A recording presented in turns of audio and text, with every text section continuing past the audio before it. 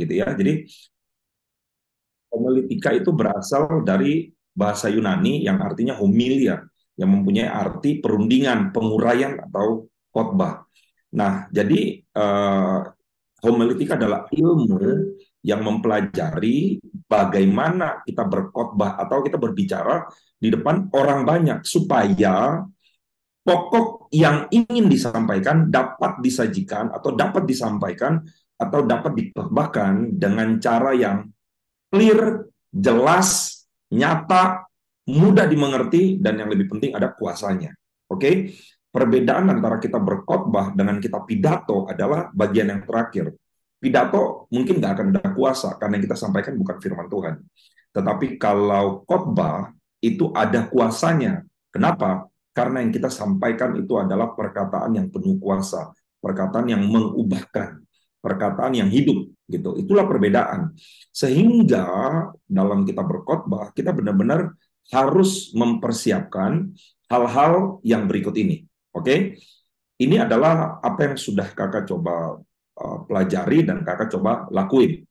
Hal yang harus kita perhatikan, yang pertama adalah teman-teman pada waktu nanti kalian diberikan tugas atau pada waktu kalian mempersiapkan khotbah, apapun itu, yang pertama kakak berharap apa yang mau kita sampaikan harus mengacu kepada Alkitab dan harus sesuai dengan bimbingan Roh Kudus. Itu hal yang paling utama, ya. Hari-hari ini gue melihat ada banyak orang berkhotbah, gue juga bingung. Ayatnya cuma satu, tapi ngomongnya kemana-mana gitu loh. Dan jemaat suka, karena lucu lah, karena dia cuma cerita tentang dirinya lah, dia cuma cerita tentang kesaksian-kesaksian lah. Kadang-kadang gue berpikir justru Alkitabnya jarang banget dikupas gitu loh ya. Nah teman-teman, kalau kalian dengerin khotbah di YouTube atau di tempat-tempat lain, hati-hati karena ada banyak juga khotbah yang tidak menjadikan Kristus sebagai center. Artinya pemberitaannya itu bukan Christ center, tapi kadang-kadang apa namanya self center atau apa yang ada di otak kita itu yang kita transferkan. Nah, ini bahaya. Oleh karena itu, hal yang pertama yang harus teman-teman perhatikan adalah waktu kita siapin materi pengajaran atau khotbah yang akan kita khotbahkan, ingat harus mengacu pada Alkitab dan harus sesuai dengan bimbingan Roh Kudus. Itu hal yang pertama, ya. Karena kita bukan sedang sedang ngomong buat orang-orang banyak gitu loh, ya. Kita bukan sedang pidato, tapi kita sedang menyampaikan perkataan firman. Itulah kenapa harus mengacu kepada Alkitab. Oke. Yang kedua yang harus kita perhatikan adalah dalam menyusun khotbah harus ada pendalaman dan namanya analisis teks Alkitab yang akan dikhotbahkan. Nah, dulu waktu kakak masih belum diajarin, hari-hari ini juga sampai hari ini juga kakak masih belajar sama Pak Lukito, sama Kak Tony, sama Tommy, ya, sama banyak orang-orang lah ya. Dulu gua tuh main comot aja ayat gitu kan, khotbah gitu loh, ya. Which is itu ada orang diberkati juga, tapi ketika kita sudah mulai bertumbuh, udah mulai mengerti, udah mulai memahami, ya. Nah, kita mesti melihat analisis teks. Analisis teks itu apa? Jadi waktu kita membaca satu ayat, kita mau khotbahin mengenai satu ayat, contoh apa namanya mengenai khotbah ucapan bahagia, khotbah di bukit atau ucapan bahagia, gitu ya. Nah, waktu teman-teman mau khotbahin mengenai ucapan bahagia, kita harus baca ayat atau pasal sebelumnya dengan pasal setelahnya. Kita harus baca satu perikop itu secara utuh, sehingga kita tahu konteksnya itu apa, inti daripada teks Alkitab itu yang mau dibicarain itu apa. Jadi bukan hanya sekedar kita comot taruh di dalam Alkitab atau taruh dalam khotbah kita. Gue berharap kita tidak melakukan itu, ya. Dulu kakak masih sering melakukan itu waktu awal-awal karena belum ngerti, semangat doang gitu ya. Dapat ayat dikhotbahin gitu ya. Tapi ketika semakin hari kakak diajarin juga apa namanya belajar, kakak melihat bahwa waktu kita nyusun khotbah ya kita harus ada pendalaman gitu ya. Harus mengerti, harus memahami apa sih yang kita khotbahin. Itu yang kedua. Oke, yang ketiga, nah ini penting. Teman-teman, waktu kita berkhotbah, kita bukan menyampaikan pengetahuan kita. Jadi kita bukan sedang transfer isi otak kita kepada orang lain, tetapi yang kita lakukan adalah menyampaikan kebenaran firman Tuhan lewat kehidupan yang telah kita hidupi sebelumnya. Ini yang berat, ya. Jadi bedanya kita pengkhotbah atau kita menyampaikan firman dengan orang lain adalah, teman-teman ingat, kita bukan menyampaikan isi otak kita. Contoh ya, ada banyak orang boleh bilang bahwa oke, hidup sehat adalah kita harus tidak apa namanya rajin berolahraga, kita harus tidak boleh merokok. Tapi yang ngomong itu bisa aja dia nggak pernah rajin berolahraga, dia juga bisa juga suka merokok gitu ya. Itu apa namanya pelajaran gitu. Tapi kalau kita khotbah, kita harus menghidupi itu dulu. Makanya kalau teman-teman dengerin hampir semua yang kakak khotbahin, biasanya semua yang kakak omongin di mimbar adalah sesuatu yang sudah kakak hidupi dulu, atau sudah kakak praktekkan dulu, atau sudah kakak alami dulu, baru gua ceritain gitu loh ya. Kenapa? Karena itu sangat powerful. Kalau sesuatu itu gini, gua kasih contoh. Bagaimana kita bisa bilang Allah menyediakan gitu ya? Kalau kita mau khotbahin mengenai Jehovah Jireh, Allah yang menyediakan gitu ya. Nah, gimana kita mau khotbahin Allah yang menyediakan? Kalau kita sendiri tidak pernah mengalami bagaimana di dalam keadaan yang sulit, dalam keadaan yang susah, kita berharap pada Tuhan dan Tuhan menyediakan apa yang kita butuhkan, gitu ya. Seperti kemarin kakak khotbah di Wisma 76, kakak cerita bagaimana waktu mau bayar kuliah, duitnya nggak ada, tapi gue tetap percaya gitu loh ya. Sampai akhirnya gue berdoa dari jam 9 sampai jam setengah 12. Di dalam tengah-tengah waktu gue lagi berdoa, Tuhan ngirimin orang, itu ajaib banget tuh ya. Dan gue ngalamin itu berkali-kali gitu ya. Nah, sehingga buat teman-teman semuanya ingat, waktu kita nyusun firman yang pertama harus mengacu pada Alkitab dan harus sesuai Roh Kudus. Yang kedua, bukan hanya apa namanya mengacu pada Alkitab, harus ada pendalaman. Jadi pendalaman mungkin gua nggak akan bahas secara detail, tapi yang ingin kakak sampaikan adalah firman yang kita baca itu harus jadi rema gitu ya. Jadi rema itu apa? Rema itu adalah logos yang berubah jadi hidup. Waktu kita baca, dia sepertinya hidup. Nah, itu powerful tuh. Nah, itu kalian bisa khotbahin itu. Tapi nggak cukup sampai di situ. Untuk kalian dapat rema, kalian mesti mendalami, baca ayat itu, analisa apa namanya analisis teksnya, kenapa ayat itu bisa tulis di situ gitu ya, dan seterusnya. Nah, tapi yang penting juga adalah ingat, kita bukan menyampaikan isi otaknya kita, tapi kita menyampaikan kebenaran firman Tuhan lewat kehidupan yang telah kita hidupi. Ya, sehingga kakak berharap waktu kita mau mempersiapkan diri menjadi seorang yang menyampaikan firman, kita juga harus mempersiapkan hidup kita dengan benar. Yang keempat, khotbah yang disampaikan terlebih dahulu harus menjadi rema. Tadi kakak udah sempat sampaikan, rema itu apa? Rema adalah firman yang tertulis di Alkitab, yang hidup, yang berubah menjadi hidup ketika kita renungkan, ketika kita baca firman itu jadi hidup, dia jadi rema gitu, jadi mengapa hidup dalam hati kita. Nah, kalau kita mau khotbahin, pastikan firman yang mau kita khotbahin terlebih dahulu sudah harus menjadi rema. Ya, yang penting, ini adalah poin penting. Teman-teman, kalau kita mau khotbah, kita harus memperhatikan siapa audiens kita. Oke? Kalau kita ngelihat audiens kita anak-anak SMP, ngomonglah sesuai dengan bahasa mereka gitu loh ya. Dan memang yang paling cocok untuk khotbahin ke anak-anak SMP SMA itu harusnya bukan kakak lagi, tapi kalian, karena bahasanya masih nyambung ya.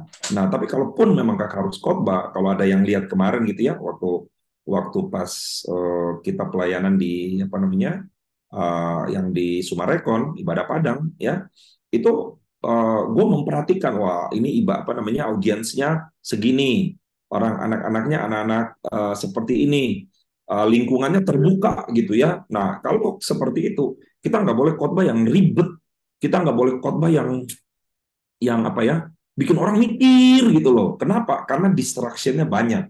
Kalau kalian khotbahin, contohnya, kalian khotbah di tempat situ ya, kalian khotbahin mengenai saudara, 7 bintang yang tertulis di dalam kitab Wahyu mengandung pengertian. Yang pertama, waduh, repot. Pada kabur semua nanti kan. Tahu-tahu ada orang lewat. Kenapa? Karena begitu orang terdistrak satu hal, mereka udah nggak nyambung lagi dengan perkataan kita berikutnya. Oleh karena itu, nanti kalian harus perhatikan kalian menyampaikan firman di mana gitu ya. Kalau kalian menyampaikan firman di kesan, ya jangan juga kayak khotbah hari Minggu gitu ya. Sampaikan dengan cara yang fun, sampaikan dengan cara yang mudah dimengerti. Kenapa? Karena kita kesan, beda dengan kalian khotbah di apa namanya forum resmi gitu ya.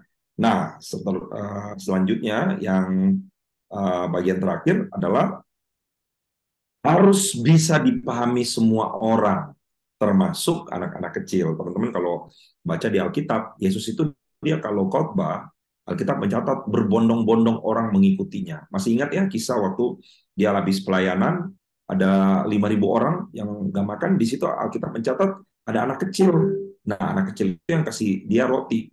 Artinya apa? Artinya waktu Yesus khotbah, bukan hanya audiensnya orang-orang gede, tapi audiensnya juga anak-anak, termasuk anak kecil. Nah, artinya apa? Artinya waktu kita khotbah harus bisa dipahami oleh semua orang, teman-teman, termasuk anak-anak kecil.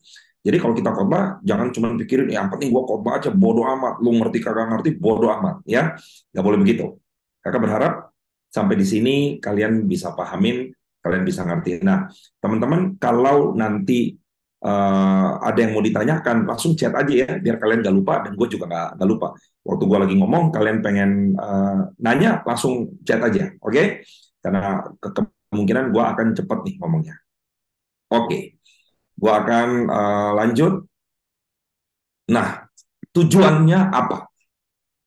Tadi kita udah lihat persiapannya apa, sekarang kita lihat tujuan kita berkhotbah apa. Tujuan kita berkhotbah, yang pertama, membuat jemaat mengenal Tuhan. Itu tujuan yang paling utama.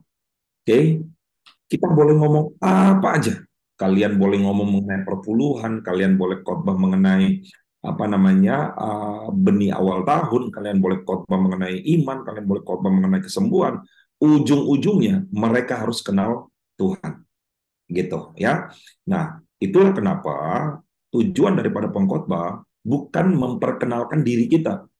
Hari-hari ini ada banyak pengkhotbah yang diceritain dirinya terus, yang diceritain keluarganya terus. Tuhannya cuma sedikit. Nah, itu nggak boleh. Ya, karena kita bukan sedang membuat jemaat mengenal kita, tapi kita sedang membuat jemaat mengenal Tuhan. Karena yang berkuasa untuk mengubahkan hidup orang bukan kita, tapi Tuhan. Ya, yang kedua, tujuan berkhotbah adalah kita membawa jemaat ke dalam kebenaran. Nah, 2 Timotius 3:16 bilang begini, segala tulisan ya atau firman Tuhan atau Alkitab yang kita pegang yang diilhamkan Allah memang bermanfaat untuk pertama mengajar, yang kedua untuk menyatakan kesalahan, tiga untuk memperbaiki kelakuan, empat untuk mendidik orang dalam kebenaran. Sehingga waktu kita berkhotbah, kita harus dapat membawa jemaat untuk mengalami minimal satu dari keempat hal ini. Jadi waktu kita berkhotbah, ya di dalamnya harus ada pengajaran. Oke? Yang kedua, di dalamnya kalau bisa atau harus, kalau ada yang salah ya kita ngomong, kita memperbaiki, menyatakan kesalahan orang. Jadi contohnya ya kita berkhotbah mengenai apa namanya bagaimana sikap hati kita dalam memberi. Oke, mungkin ada banyak orang memberi sebel-sebel ya dia beri. Tapi waktu kita berkhotbah, kita menyatakan bahwa teman-teman, Alkitab mengatakan waktu engkau memberi, berilah dengan sukacita. Jadi di situ kita sedang mengatakan buat orang, kalau lu beri dengan sikap hati yang ngedumel, itu lu salah gitu loh ya. Jadi kita tidak negur orang, kamu begini, kamu begitu enggak. Tapi lewat firman Tuhan, kita membawa orang mengenal firman Tuhan, dan firman itu akan menyatakan kesalahan, bukan kita. Nah, banyak pengkhotbah itu langsung menyatakan orang lain salah. Bukan. Sekali lagi, yang menyatakan kesalahan bukan kita yang berkhotbah, tetapi firman Tuhan yang dibukakan. Ya, teman-teman ngerti ya? Yang ketiga, memperbaiki kelakuan. Gimana caranya kita bisa memperbaiki kelakuan orang gitu loh ya? Karena kita punya kesempatan cuma 30 menit khotbah. Nggak akan bisa 100 audiens. Gimana caranya kalian bisa merubah kelakuan 100 orang hanya dalam waktu 30-40 menit? Nggak bisa. Tetapi kalau kita mengkhotbahkan kebenaran, kita mengkhotbahkan firman Tuhan, walaupun waktunya cuma 30 menit, kalian atau lewat hidup kita, Tuhan bisa mengubahkan 100, 200, 300 orang sekaligus. That's the power of preaching. Oke. Nah, kemudian yang dibilang yang keempat, untuk mendidik orang di dalam kebenaran. Jadi itulah tujuan berkhotbah, ya. Kita bukan sedang menceritakan kehebatan kita, kelebihan kita, diri kita, keluarga kita, bukan. Tapi yang pertama, kita membawa jemaat mengenal Tuhan. Yang kedua, kita bawa jemaat untuk kenal kebenaran. Karena kita bilang, when you know the truth will set you free. Jadi, kalau ingin jemaat atau audiens kita mengalami kemerdekaan, caranya adalah bukakan kebenaran itu buat mereka. Ngerti ya? Itu caranya. Kita nggak bisa, kalian begini, kalian begitu. Jangan. Bukakan aja, singkapkan aja kebenaran. Biar kebenaran itu yang mengajar mereka, biar kebenaran itu yang menyatakan kesalahan mereka, biar kebenaran itu yang memperbaiki kelakuan mereka, dan biar kebenaran itu yang mendidik mereka di dalam kebenaran. Nah, yang berikutnya, oke? Tujuan daripada berkhotbah salah satunya adalah kita bersaksi, yang tadi yang gue bilang. Jadi yang kita bersaksi itu adalah apa? Pengalaman hidup, khususnya apa yang kita khotbahkan. Ya, jadi teman-teman, jangan kita berkhotbah mengenai kekudusan, tapi kita masih hidup di dalam ketidakkudusan. Jangan kita berkhotbah mengenai memberi, padahal kita sendiri belum menghidupi mengenai yang namanya memberi itu. Itulah kenapa di depan tadi kakak udah bilang apa? Khotbah itu harus sesuatu yang sudah kita hidupi terlebih dahulu. Jadi teman-teman dengar baik-baik. Yang sulit di dalam berkhotbah sebenarnya bukan khotbahnya, tetapi dari pesan apa yang sudah kita hidupi yang mau kita bagikan buat orang lain.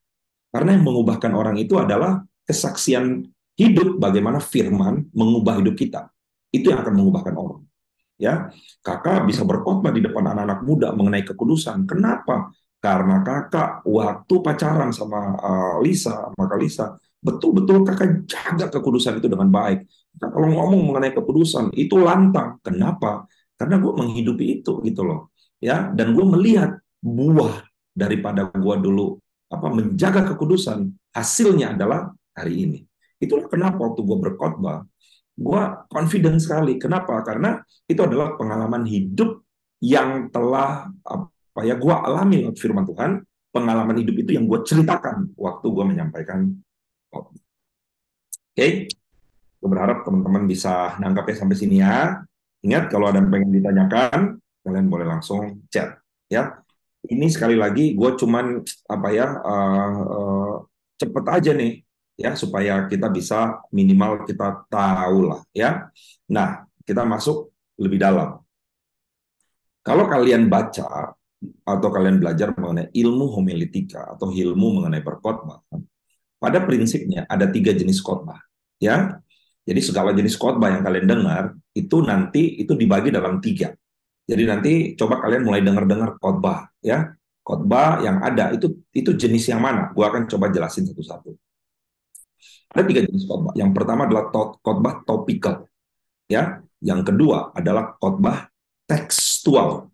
Yang ketiga adalah khotbah ekspositori. Kak, bedanya apa? Oke. Khotbah topikal adalah khotbah di mana kita mengkhotbahkan satu topik yang mau kita ambil. Contoh, kita khotbah mengenai iman. Ya, topiknya adalah iman. Di situ kita ambil firman-firman Tuhan yang bicara mengenai iman. Semua yang kita khotbah mengenai iman. Kurang lebih gitu ya. Nanti detailnya habis ini.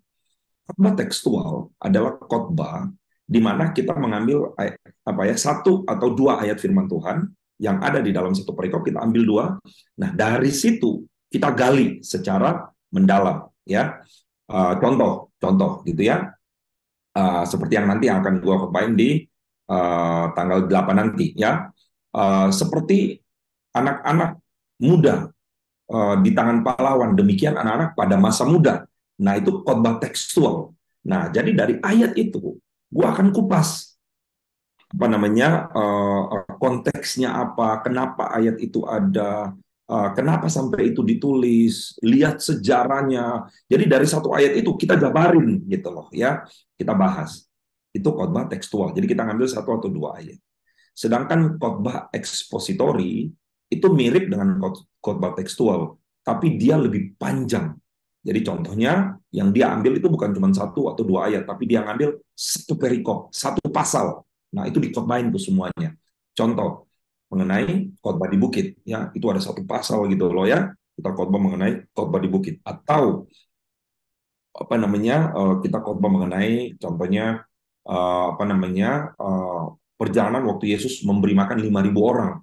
Nah, mengambil tuh satu satu apa namanya satu pasal gitu ya mengenai itu. Nah, dari situ kita lihat, kita coba kupas kenapa begini, kenapa begitu gitu ya.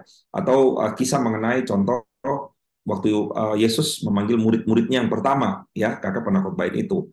Nah, itu satu pasal gitu loh. Tapi di situ kita kupas satu-satu apa namanya kenapa apa yang harus dilakukan. Ada 4 hal yang harus dilakukan. Yang pertama adalah sebelum apa namanya bagaimana caranya kita menjadi berkat buat orang di marketplace. Yang pertama adalah kita harus membuka mata kita, melihat keadaan sekitar. Ayatnya di mana? Ayatnya di Matius pasal yang kedua, waktu Yesus memanggil muridnya yang pertama. Alkitab bilang apa?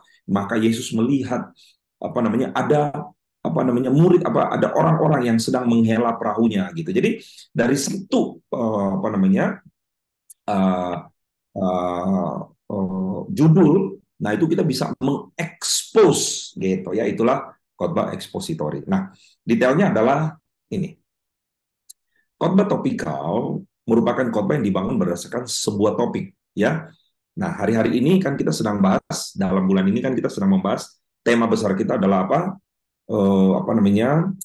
Uh, apa tuh ya? Lupa. Ada yang ingat nggak? The Answer. Nah, oke, the answer gitu ya. Nah, kemarin kita bahas adalah mengenai does God care gitu ya. Jadi topiknya mengenai apakah Tuhan peduli. Nah, dari situ apa yang kita lakukan, baru kita apa namanya kembangkan dari firman, dari contoh-contoh menjadi sesuatu bahan yang luas banget gitu loh ya. Nah, kebanyakan hari-hari ini banyak gereja yang menggunakan khotbah tipe ini ya. Jadi biasanya dalam bulan ini kita bicara mengenai iman. Yang pertama iman Abraham, yang kedua iman Petrus, yang ketiga iman ini. Wah, gitu ya. Oke, habis itu bicara mengenai kesembuhan. Kesembuhan yang pertama bagaimana apa namanya seorang perempuan kendaraan 12 tahun sembuh. Yang kedua bagaimana orang buta sembuh. Nah, itu bisa ya. Nah, jadi itu adalah khotbah topikal.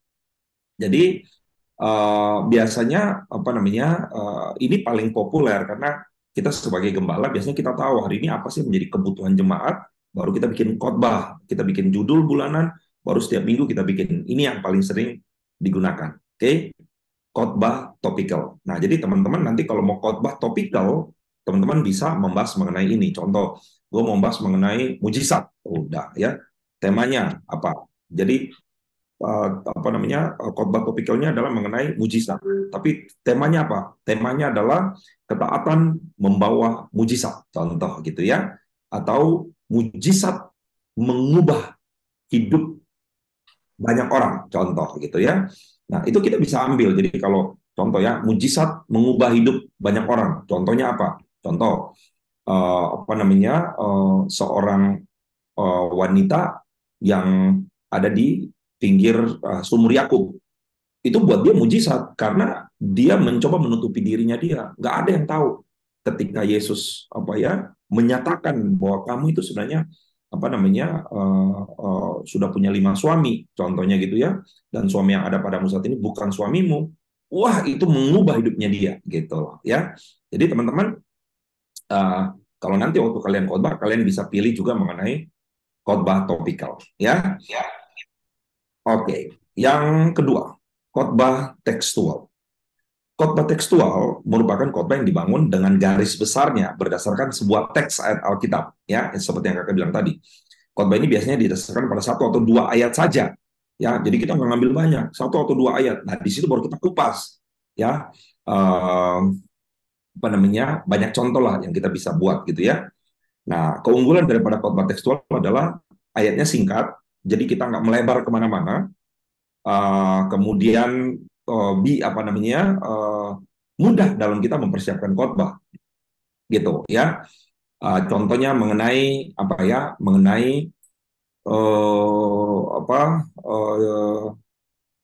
dalam kitab eh, apa namanya Matius contohnya gitu ya, eh, kita mengambil apa namanya tema atau kita mengambil eh, ayat apa seperti yang kakak bilang tadi, eh, di mana ada kesehatan di situ Tuhan aku akan mencurahkan berkat contoh gitu ya. Nah dari situ kita bisa kupas gitu loh ya, kesehatan itu apa sih, kesehatan, contoh-contoh kesehatan di dalam Alkitab apa ya, banyak kita bisa lihat.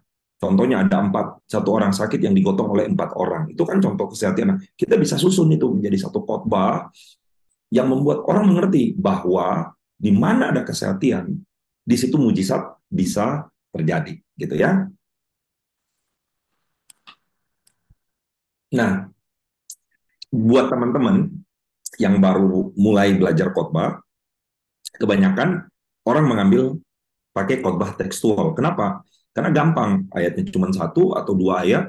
Nah, kalian bisa gali di situ. Oke, kemudian mudah dipahami oleh jemaat karena penyampaiannya tuh nggak ribet, nggak ada penggalian yang panjang-panjang, nggak ada pakai bahasa Ibrani kuno dan lain sebagainya, gitu ya.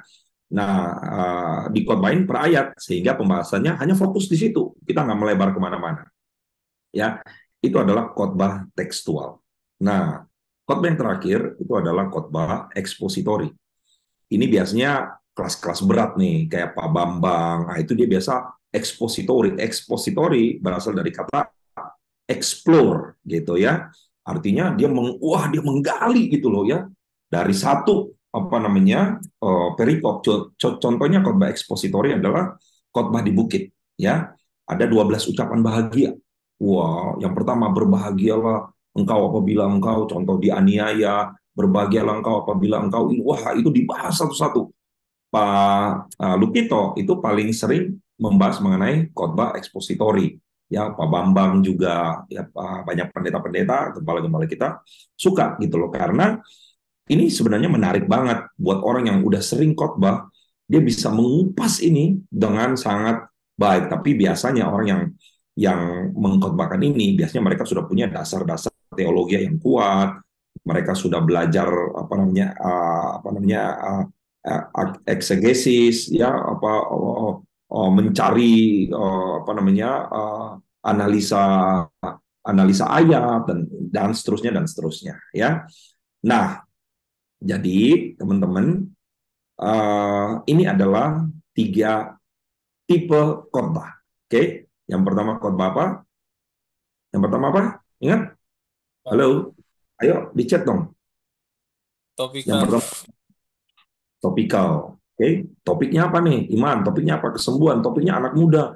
Topiknya mujizat. Topiknya revival. Nah, itu topikal. Yang kedua apa? Tekstual. Oke. Tekstual. Ya, kita ngambil 1 atau 2 ayat. Dari situ kita explore ya. Biasa ini buat pemula gitu ya. Dulu kakak juga sering pakai kayak begini. Yang ketiga expository. Nah, nanti waktu kalian menyiapkan khotbah, kalian boleh pilih mau pakai apa namanya topical, tekstual atau expository. Oke, ya. Ada yang ingin ditanyakan sampai sini? Kalau ada boleh langsung chat atau boleh langsung open your mic. Ada? Ada? Udah? Gabriel Aku mau sih, nanya? Kak. Oke, Aku silakan. sebentar. Ya, eh, kan ada tiga jenis berkhotbah.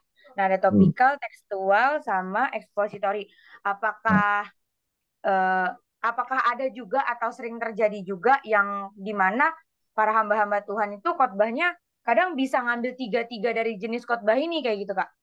Apakah itu memang harus satu dikhotbahkan atau bisa kayak contoh saya khotbah topikal sama khotbah tekstual itu di mix gitu. Bisa nggak sih Kak? Bisa Atau aja. Itu ya bisa gitu aja. sih. Jadi contohnya dia membahas mengenai apa namanya iman gitu ya. Nah, cuman ada perbedaannya sedikit, Ri. Jadi kalau kamu topikalnya adalah iman, contohnya gitu ya, semua yang kamu bahas itu mengenai iman, iman, iman, iman. contoh-contoh di Alkitab mengenai iman, ya. Bagaimana orang buta beriman, wah, waktu dia teriak, Yesus, anak Daud, kasihanilah aku, dia beriman. Gitu. Jadi semua yang kamu khotbahin itu relatednya sama iman-iman. Semua kamu ambil contohnya yang ada di Alkitab iman. Contoh kesaksian kamu adalah kamu kesaksian tentang iman, gitu ya. Tapi kalau sekali lagi tekstual itu benar-benar ayat. Nanti kakak akan coba jelasin dah ya. Nanti gua akan kakak kasih beberapa apa namanya contoh supaya teman-teman juga bisa ngerti gitu ya. Tapi kalau pertanyaannya bisa nggak digabungin? Ya bisa-bisa aja sih. Cuman khawatirnya orang jadi bingung karena kita jadinya tidak berfokus nih. Kita fokusnya kemana? Kalau mau topik iman ya kita bahas mengenai iman. Kalau khotbah tekstual kita mau bahas mengenai generasi apa namanya anak-anak panah gitu ya. Nah kita bahas mengenai anak panah. Anak panah itu apa? Panah itu seperti apa? Kenapa Tuhan bilang itu anak panah? Jadi kita akan bahas dari ayat itu aja. Ekspositori tentunya lebih luas lagi. Kurang lebih begitu. Tapi kalau pertanyaannya bisa nggak? Ya bisa-bisa aja sih. Oke, ada lagi yang lain? Yuk, kalau pengen nanya, ini kesempatan yang sangat baik nih, karena nanti waktu kalian ujian, nggak boleh nanya-nanya tuh, ya kan? Ayo. Nah, aku Kak mau nanya. Nah, Nah, gini, kalau misalnya nih kita udah siapin nih bahannya semua, poin-poinnya udah ada, terus udah kesusun semua kan di PowerPoint semua bahannya kita. Nah, begitu kita mau sharingkan ke orang, itu kan eh, apa ya, kayak tiba-tiba langsung ngeblank gitu loh Kak. Jadi eh, menurut kakak gimana sih cara mengatasinya kayak gitu? Misalnya kita udah siapin nih kata-katanya semua buat PowerPoint ini nanti yang bakal gue bilang nih ini. Nah terus yang di PowerPoint slide selanjutnya ini sampai seterusnya. Nah kayak gitu. Nah kadang aku kalau sharing ke anak-anak itu kadang udah disiapin nih semua, tiba-tiba tengah jalan ngeblank gitu kan, oke. ngeblank tiba-tiba lupa apa yang mau dibilangin kayak gitu Kak. Nah, ada pun yang udah dicatat, kadang hati ngerasa kayaknya kurang cocok deh, kayak gitu Kak. Oke, Dan, gue kasih kabar baik buat lu ya, bukan hanya lu, banyak pendeta-pendeta juga suka ngeblank di atas mimbar gitu. Jadi itu hal yang sering terjadi gitu ya. Bahkan nih, gue kasih cerita ya, gue tuh berapa kali lah, itu cuman kalau itu memang pekerjaan Roh Kudus ya. Gue udah siapin khotbah nih, kira-kira di penyembahan terakhir, tiba-tiba Roh Kudus ingatin mengenai satu hal yang lain. Wah, itu bener-bener, wah, gue pengen pengen pindah gitu, tapi gue nggak tahu gue mau ngomong apaan. Tapi kalau gue mau tetap maksain, rasanya kok hati nggak damai sejahtera. Itu gue ngalamin itu berkali-kali gitu. Jadi sebelum naik itu, ya kan orang mau khotbah, orang lain lagi penyembahan, gue udah keringet dingin tuh, Tuhan, ini yang mana nih? Aduh, jangan bikin gue deg-degan dong. Ini gue udah mau jantungan nih, waduh. Tapi itu pernah kejadian seperti itu gitu loh. Tapi dalam beberapa kali, biasanya kalau case seperti itu, Tuhan cuma ingatin satu ayat.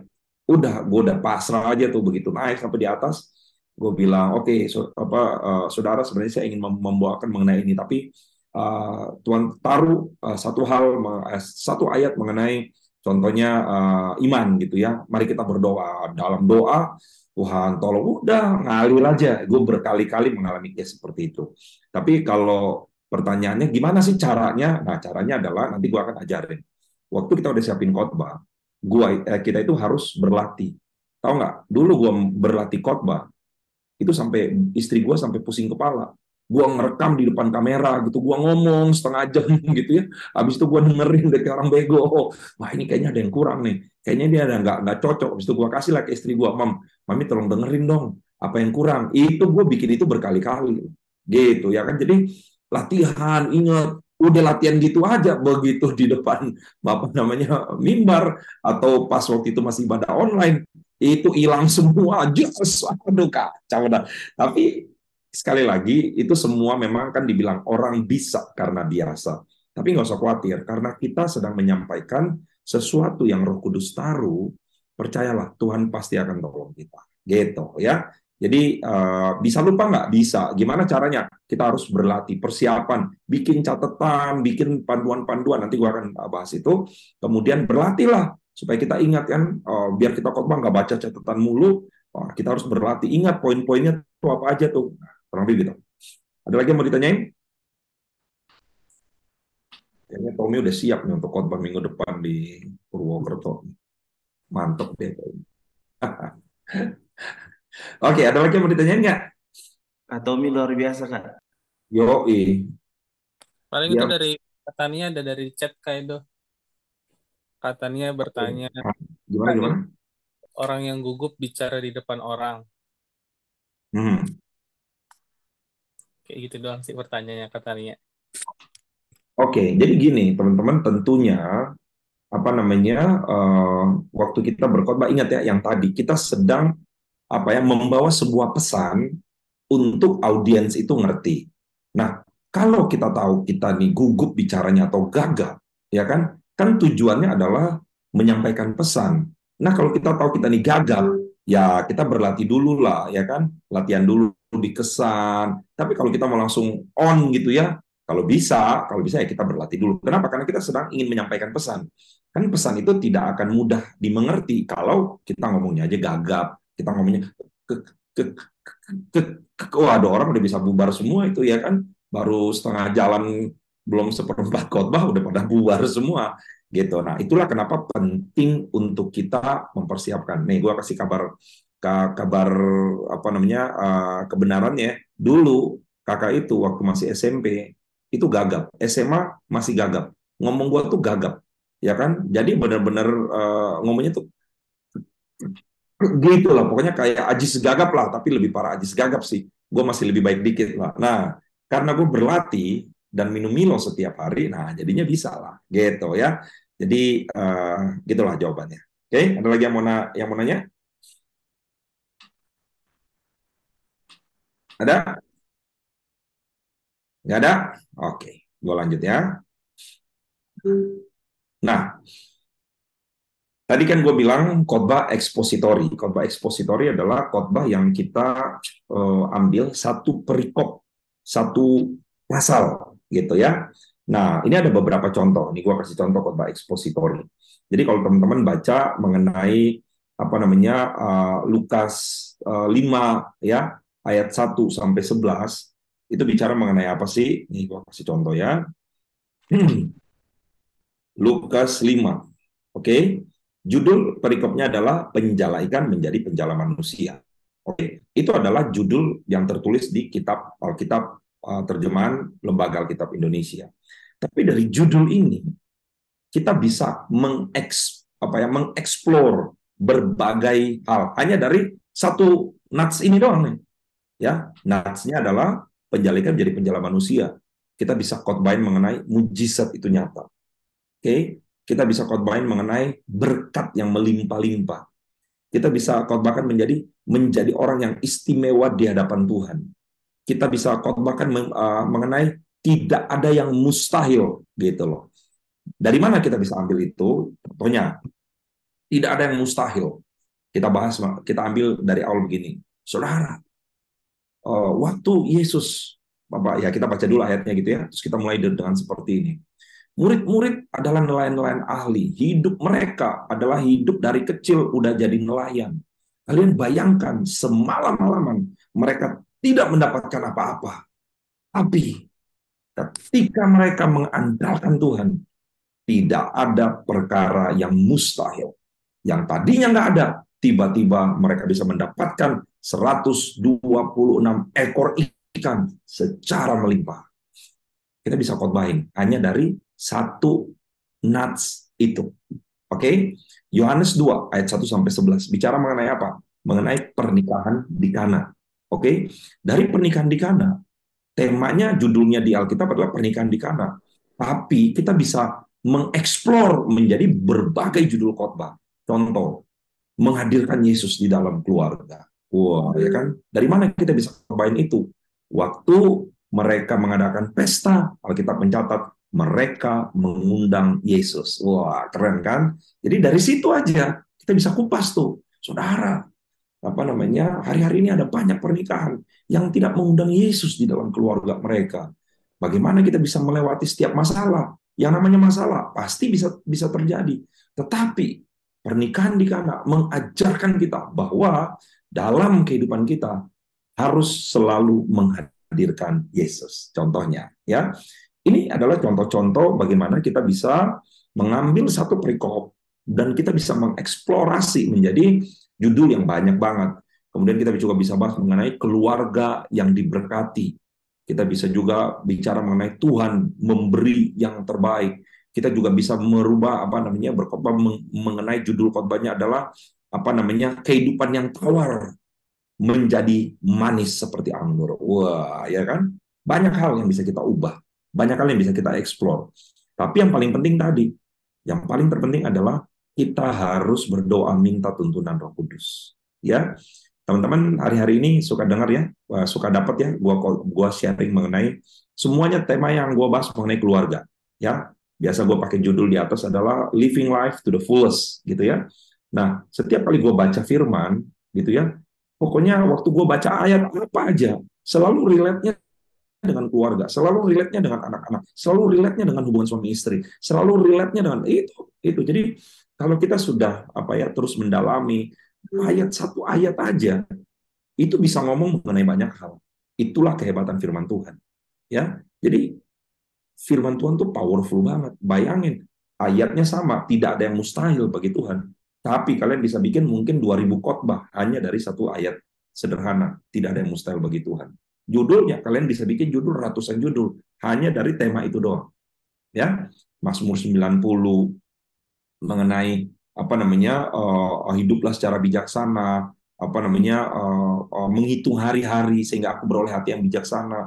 Mazmur 133 bicara mengenai di mana ada kesatuan, di situ ada berkat. Kita bisa bikin judulnya macam-macam. Nehemia pasal 1 bicara mengenai bagaimana Nehemia berdoa dan untuk meminta supaya dia membangun kembali tembok Yerusalem. Kita bisa memberikan judul doa yang mengubah keadaan, atau kita bisa memberikan judul dari yang runtuh menjadi terbangun. Banyak macam. Oke, dari sini ada yang mau ditanyain nggak? Ayo teman-teman, silakan. Kalau ada yang mau ditanyain, silakan ditanyain, karena ini penting, nanti teman-teman akan khotbahin mengenai tema-tema ini. John mana nih John? Nah, Johannes Belatan yang udah sering khotbah. Waduh. Ada yang mau ditanyain nggak? Atau Om Tommy Harahap? Ini pengkhotbah semua. Belum. Nanti. Apa bro? Hadir Kak. Ada mau ditanyain? John?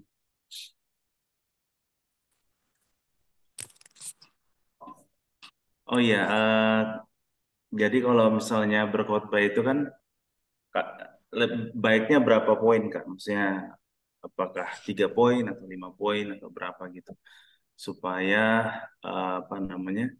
jemaat bisa menangkap poin-poinnya gitu. Tapi setahu saya sih, saya belajar sih kebanyakan orang ambil 3 poin supaya gampang diingat aja sih. Seperti itu. Kalau Kak Edo gimana? Oke, kalau dari apa yang pernah gue belajar dari Pak Bambang itu sama, dia 3 maksimum 5. Jadi jangan sampai 7 poin, orang udah kagak inget itu poinnya apa aja udah ya. Tujuannya adalah kita mau supaya orang itu ingat. Nah, kalau Tommy itu dia itu suka mencari kata-kata yang orang mudah untuk mengingat. Contohnya kayak kemarin tuh ya, sigap, tanggap, tetap. Itu juga butuh khusus itu ya. Kalau gue tuh nggak bisa tuh. Pokoknya cuman kalau Tommy tuh dia punya itulah, dia punya talenta khusus begitu. Adalah kata-kata lah dicari ya kan. Apalah itu. Jadi ya itu juga membantu orang supaya mengingat. Makanya kan mudah diingat gitu loh ya. Tanggap, sigap, tetap gitu loh ya. Jadi dan itu 3 rata-rata sih. Kalau pertanyaan John, gue mau bilang rata-rata sih 3 John ya. Kalau lo dengar khotbah gue juga rata-rata 3. Tapi kalaupun ada beberapa poin 4. Kemarin gue khotbah di Jakarta 4 poin. Ya, jadi bagaimana supaya kita apakah Tuhan peduli ayatnya dari ayat yang mengenai badai itu murid-murid Yesus di dalam badai, dari situ gue ambil 4 poin. Gitu, ya. Oke, ada lagi yang mau ditanyain?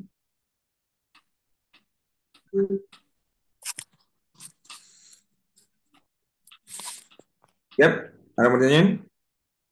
Ya? Belum ada, Kak. Oke, ya, gua lanjut ya. Nah, kita masuk secara teknis. Tahap penyusunan khotbah. Ini adalah hal yang sering gua pakai. Ya, jadi di catatan-catatan khotbah gua Ini gue sering bikin tema atau penyusunan khotbah gue ya seperti ini. Jadi yang pertama prolog. Teman-teman, prolog itu hal yang penting, ya. Jadi prolog itu apa? Kita harus tulis. Kita nih waktu di depan kita mau ngomong apa nih yang paling duluan nih, ya. Makanya apa seperti pertanyaan tadi, pertanyaan Dennis, gimana caranya supaya kita nggak lupa? Even prolog pun kita harus tulis dan kita harus ingat gitu. Jadi kalian mau menyampaikan apa di depan nih? Nanti gua akan kasih apa namanya beberapa contoh catatan khotbah gua ya. Kemudian waktu kita kasih prolog, nah kita kasih cerita atau kesaksian atau ilustrasi. Teman-teman harus ingat, waktu kita berkhotbah, 5 menit pertama itu menentukan audiens masih pengen denger atau males atau ogah dengerinnya. Nah, ini penting ini, ya. Oleh karena itu, penting buat kita. 5 menit pertama kalian mesti bisa mengegrab atensi atau perhatian daripada apa namanya audiens atau jemaat gitu loh ya, ini penting banget. Kenapa?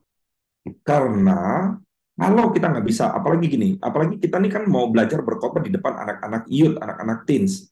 Teman-teman tahu nggak anak-anak teens itu ya, mereka itu adalah generasi yang mudah terdistract. Karena kenapa? Mereka lahir di segala sesuatu yang apa ya terpampang banyak di depan mereka. Mereka punya banyak pilihan ya, sehingga kalau kita nggak menarik khotbah kita, yang mereka lakukan ngapain? Ambil handphone, udah deh langsung chat, lihat apa namanya Instagram. Itu yang dilakukan oleh generasi-generasi sekarang. Makanya lebih sulit kita berkhotbah di generasi sekarang daripada khotbah di generasi tua.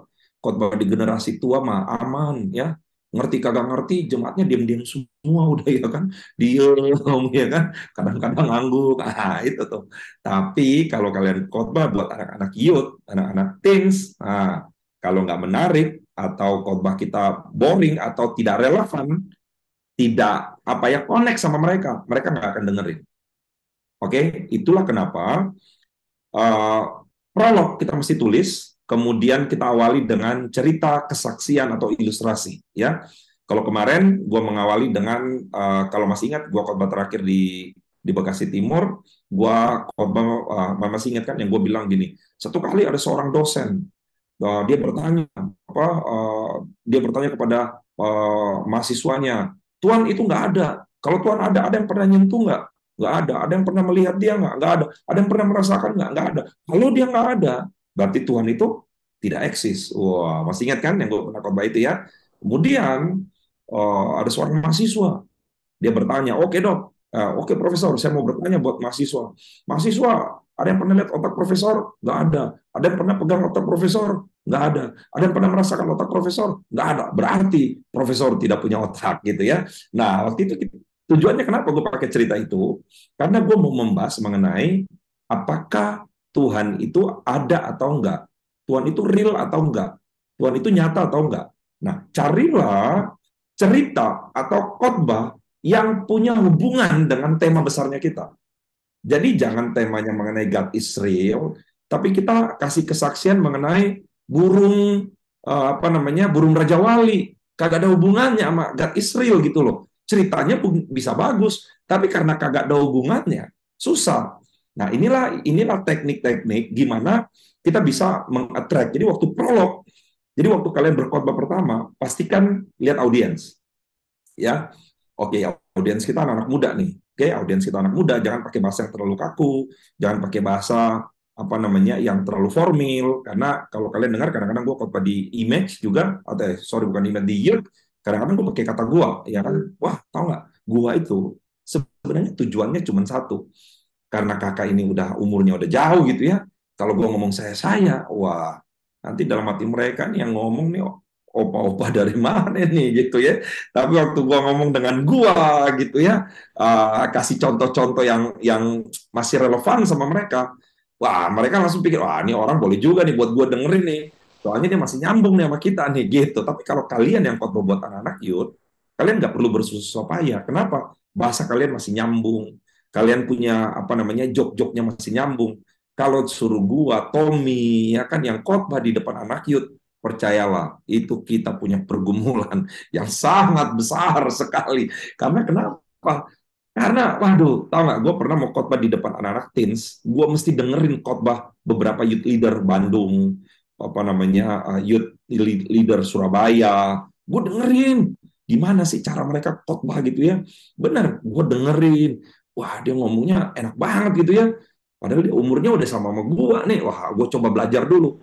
Kata istri gue gini, udah Pak, udahlah kalau memang bahasanya kagak bisa disambung-sambungin, kagak usah dipaksain. Bayangin istri gue bilang gue kayak begitu kan. Jadi teman-teman ini penting buat kita ya. Nah setelah kita kasih cerita, setelah kita bisa mengejar perhatian mereka, atensi mereka, baru kita kasih landasan firman Tuhan. Ya, ini penting. Jadi jangan waktu kita buka, langsung kita buka dengan apalagi anak-anak youth. Itu oke, selamat pagi saudara. Apalagi kalau kita ngomongnya kayak begini. Oke, selamat pagi, saudara. Mari kita baca di dalam Mazmur 123. Itu langsung anak-anaknya gini. Gitu ya kan. Gimana dia mau dengerin? Masih baru 3 detik awal aja, orang udah bosen buat ngedengerinnya. Ngerti ya? Nah, jadi caranya gimana? Caranya adalah prolog. Siapin, kita mesti tulis. Shalom, selamat pagi generasi muda. Wah, kalian tuh keren banget. Percaya nggak? Kalian itu orang-orang yang diberkati Tuhan. Even kata itu pun kalian mesti tulis. Mesti latihan. Supaya kenapa? Jangan mati gaya. Begitu sampai di depan, ini mau gaya apa nih ya kan? Itu penting. Habis itu siapin cerita atau kesaksian atau ilustrasi yang mengarahkan menuju ke khotbah yang ingin kita sampaikan. Setelah kita udah bawa mereka udah ngerti nih, wah ini ada cerita nih, ada connecting gitu ya. Kalau kemarin gua khotbah mengenai does God care, apakah Tuhan peduli? Gua kasih satu cerita pendahuluan mengenai apa namanya, ada seorang keluarga yang mau pergi pelayanan, kemudian pesawat mereka jatuh di tengah-tengah lautan yang pulaunya banyak dan nggak mungkin bisa diketemuin sama orang, dan di situ mereka akhirnya bikin rakit, rakitnya kebakar. Waktu rakitnya kebakar, mereka marah sama Tuhan. Tuhan peduli nggak sih? Masa gue udah bikin rakit supaya gue bisa keluar dari tempat ini, tapi Tuhan tuh nggak peduli sama gue. Kenapa itu terbakar? Tapi tahu nggak saudara? Tiba-tiba datang sebuah kapal. Kapal itu mendekat. Orang-orang itu pun mereka terkejut. Loh, dari mana mereka tahu ada di sini? Sang kapten pun berkata, waktu kami berlayar, tiba-tiba kami melihat ada asap yang membumbung tinggi. Kami tahu di tempat ini tidak ada manusia. Tapi ketika kami lihat asap itu, kami tahu bahwa seseorang sedang mengirim pesan SOS. Saudara, seringkali dalam hidup kita, apa yang terjadi? Sering membuat kita berpikir bahwa Tuhan nggak peduli. Tetapi percayalah saudara, apa yang Tuhan lakukan? Bukti bahwa dia peduli dengan saudara. Ketika kita udah bawa itu, orang kan udah mulai, oh iya ya, benar. Baru kita kasih landasan firman. Mari kita buka di dalam Matius pasal yang ke-6, ayat yang pertama sampai ayat yang ke-12. Wah, itu caranya gitu ya. Setelah itu baru kita khotbahin. Nah, teman-teman, khotbah yang menarik adalah khotbah yang tidak hanya isinya mengenai pengajaran, tapi harus ada ilustrasi di dalamnya. Tujuannya apa? Untuk membuat orang mengerti. Kalau teman-teman baca, Yesus waktu dia berkhotbah, dia sering menggunakan perumpamaan. Betul nggak? Kenapa Yesus menggunakan perumpamaan? Karena dia melihat audiensnya saat itu. Kenapa dia ngomong perumpamaan mengenai contohnya mutiara dibuang ke babi? Karena di tempat itu pada zaman itu, babi itu merupakan piaraan daripada orang-orang yang ada di daerah situ. Sehingga waktu dia ngomong mengenai babi, dia ingin menjelaskan bahwa sesuatu yang berharga itu jangan dibuang jangan diberikan buat orang yang tidak menghargai itu. Nah, dia berikan konteksnya itu, tapi dia memberikan contoh mengenai babi. Mutiara jangan dibuang ke babi. Orang ngerti. Tapi kalau kalian ngomong buat orang yang di laut ngomong mengenai babi, boro-boro dia juga bingung. Babi, gua kagak pernah punya kandang babi, gua kagak ngerti. Makanya perhatiin Yesus kalau khotbah, kalau di daerah pantai, dia akan pakai ilustrasi mengenai ikan, dia akan pakai ilustrasi mengenai apa yang ada di sekitar situ. Ingat waktu Yesus memberikan pengajaran mengenai berikan kepada kaisar apa yang menjadi haknya kaisar. Apa yang dia lakukan? Dia suruh ambil koin di kolam yang ada di situ dari mulut ikan. Ya, jadi dia menggunakan contoh-contoh yang real contoh-contoh yang relevan. Itulah tujuan ilustrasi. Jadi kalau kita pakai ilustrasi, kalau kita khotbah, masukinlah ilustrasi. Contoh, gue ingin menjelaskan mengenai khotbah itu harus hidup kita tuh harus lempeng. Kalau orang yang hidupnya lempeng, dia akan selalu berbuah. Nah, ilustrasinya apa yang membuat orang mudah dimengerti? Saudara pernah lihat nggak? Nih contohnya, saudara pernah lihat nggak pohon pepaya? Pohon pepaya adalah pohon yang selalu berbuah. Saudara pernah lihat nggak pohon pisang? Pohon pisang adalah pohon yang berbuah. Saudara sebutkan semua jenis pohon yang batangnya lurus. Perhatikan, dia selalu berbuah, tidak tergantung musim. Kalau saudara ingin hidup saudara selalu berbuah, hiduplah lurus, hiduplah lempeng. Jangan menyimpang ke kiri, jangan menyimpang ke kanan. Itulah tujuan ilustrasi. Ya, jadi kita menguatkan khotbah kita dengan cerita-cerita. Nah, gua akan kasih contoh. Teman-teman, waktu kalian mau khotbah, waktu kalian membutuhkan ilustrasi, kalian bisa ketik aja di di komputer ya mengenai sebentar, contoh-contoh ilustrasi.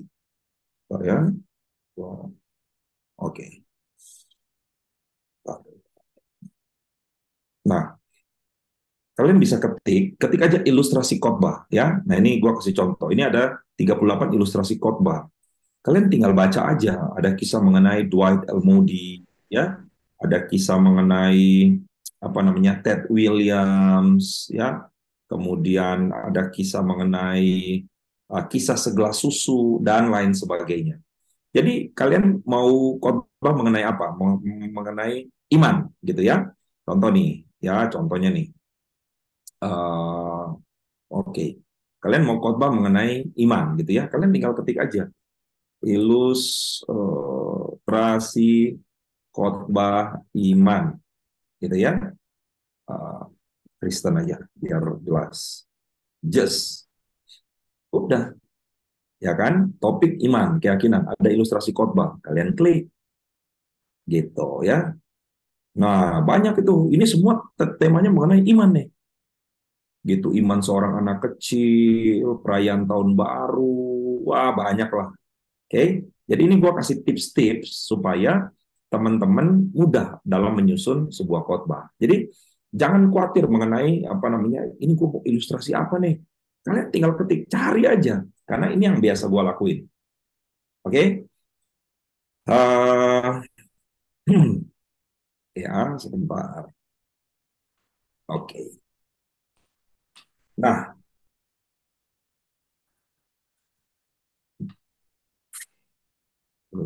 Nah, oke ya, gue kembali ke tahap penyusunan khotbah. Jadi teman-teman, setelah kita kasih ilustrasi khotbah, nah kemudian kita bisa masukin poin-poin. Tujuannya supaya orang ingat dari apa yang kita sampaikan itu.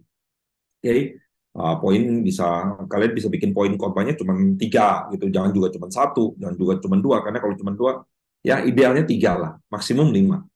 Oke, nah terakhir kalian bikin kesimpulannya apa, dan conclusionnya dari sebuah khotbah itu seperti apa. Oke ya. Nah, gua akan kasih beberapa contoh mengenai catatan khotbah gua nih. Oke, notes.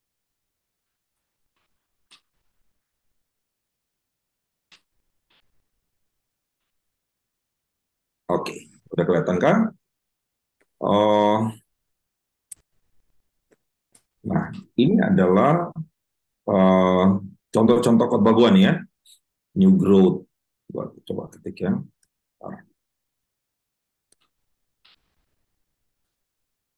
Oke. Nah, ini contoh nih ya. New growth. Prolognya adalah ini. Jadi waktu gua khotbah, gua akan bilang begini, saudara. Ini ya, bisa kelihatan nggak sih? Lalu gua coba gedein ya.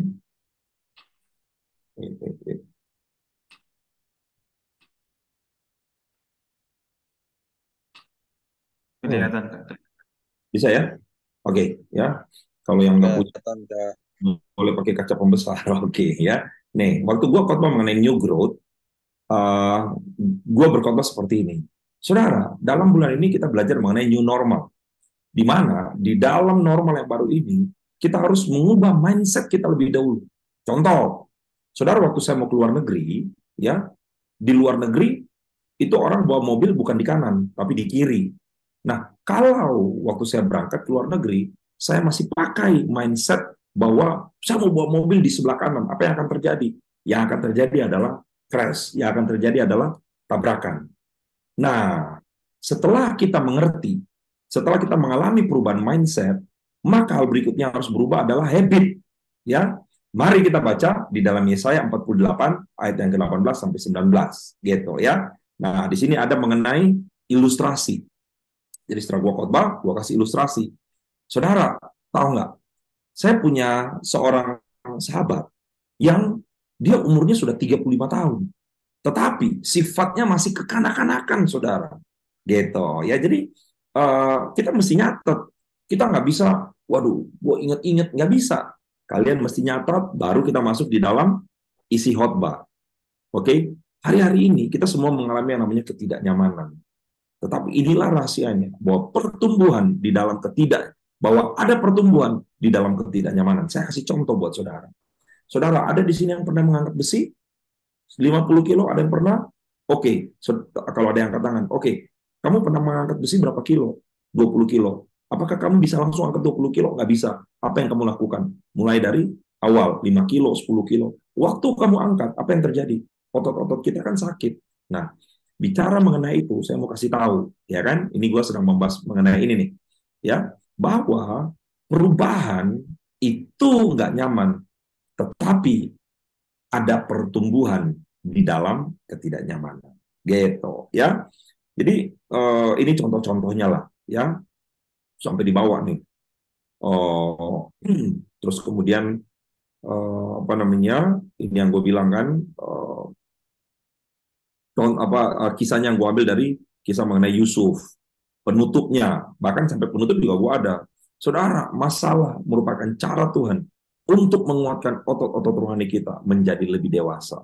Kalau hari-hari ini saudara memiliki tekanan, izinkan Tuhan untuk mengeluarkan versi terbaik saudara.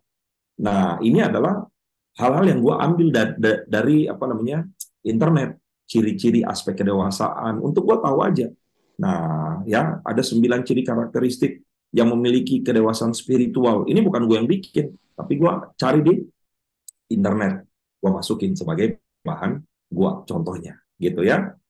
Nah, teman-teman, dari ini baru kita pindahkan ke PowerPoint, gitu. Nah, kalau udah di PowerPoint, biasanya lebih enak. Gue kasih satu contoh khotbah PowerPoint gue ya.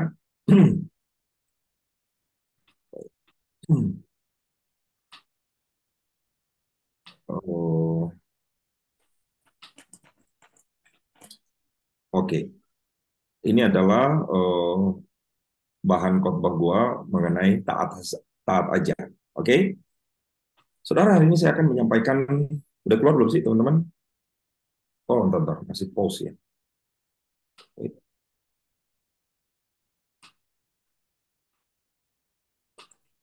Oke. Ya. Teman-teman, hari ini saya akan membahas mengenai taat saja. Oke. Nah, gua mengawali dengan satu video, ya. Saudara tahu nggak akibat daripada meremehkan petunjuk dan larangan? Di sini ada yang pernah lihat kalau kita mau lewatin rel kereta api, suka ada peringatan ya, suka ada petunjuk ya, suka ada larangan. Ada yang pernah lihat? Nah, oke. Saudara mau tahu akibat kita meremehkan petunjuk dan larangan, baru kita play.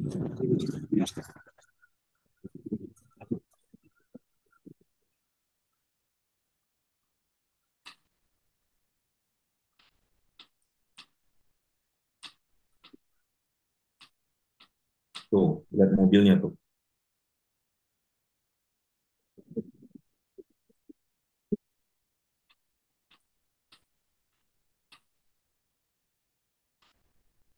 Oke, ya. Jadi ini adalah contoh-contoh yang bisa kita buat. Jadi dari khotbah yang tadi, ya, kita pindahin ke PowerPoint.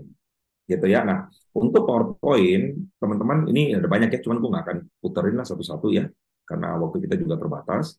Nah, di PowerPoint nanti kalian bisa ngambil, kalian bisa ketik apa namanya template PowerPoint gitu ya. Itu udah banyak template di situ, di internet udah banyak banget. Atau kalian bisa ketik Canva. Kalau gua suka pakai yang namanya Canva, gua kasih contoh ya.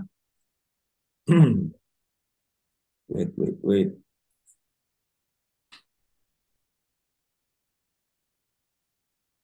Oke, ini gua kasih contoh.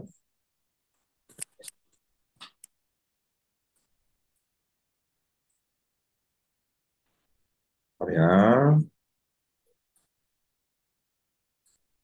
Nih.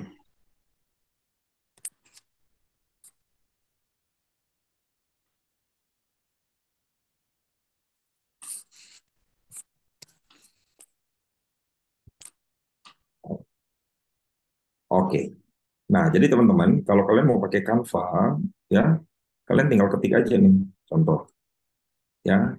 Nih, kalian tinggal ketik Canva. Canva, pilih yang presentation and slides. Oke, pilih itu.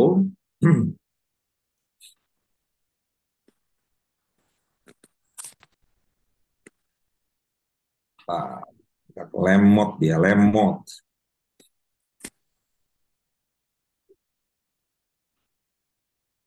Jadi sebenarnya zaman sekarang kita sudah punya banyak sekali tools, oke, yang bisa kita pakai untuk mempermudah kita menyampaikan pesan Tuhan.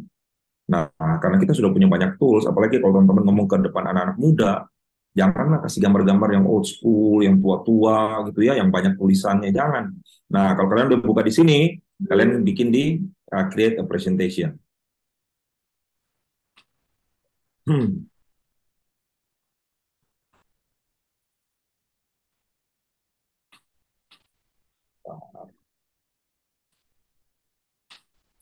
Nah, karena ini adalah apa namanya, gue punya account, jadi dia udah kesimpan. Jadi kalian tinggal buka kapan aja, di mana aja. Kalau kalian nggak bawa komputer kalian, kalian tinggal pinjam komputer orang atau iPad orang, kalian tinggal masukin nama kalian di Canva.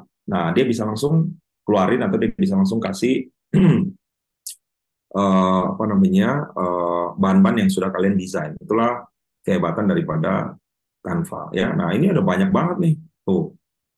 Dan ini kebanyakan free. Oke. Nah, ini gua kasih contoh yang punya gua nih. Ini all your design. Ini adalah bahan-bahan khotbah gua yang ke-save di Canva. Is God real? Does God care? Oke. Masih ingat ya gua khotbah mengenai apa namanya FOMO minggu lalu yang gua khotbah di doa malam, gua khotbah mengenai boundaries.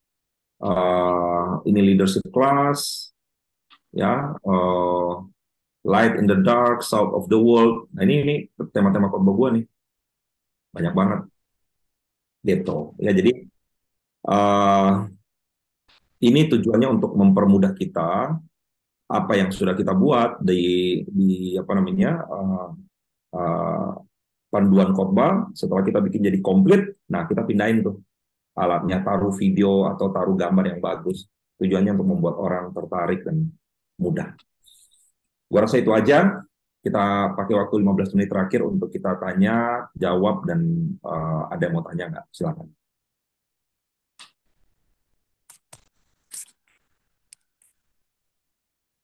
So guys, pergunakan waktu yang ada, karena nanti ujian tidak ada yang akan membantu kalian. Asik, ya kan? Jadi nanti teman-teman wajib membuat tema khotbah, semua yang sudah kalian buat, kirim ke gua. Oke?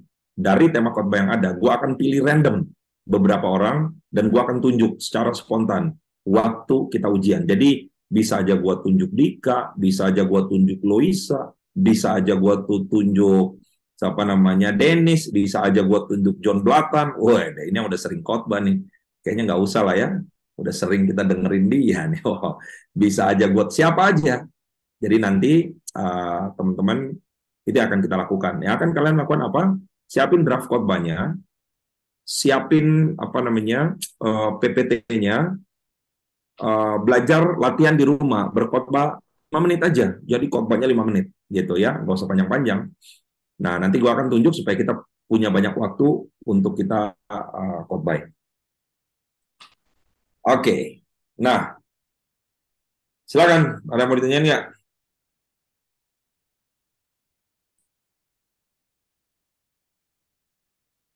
Oh, kalau nggak ada yang nanya, gue pengen nanya nih. Oke. Tema kita kan ini nih, apa namanya?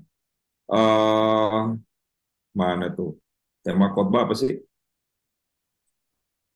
Bentar. Oh, tema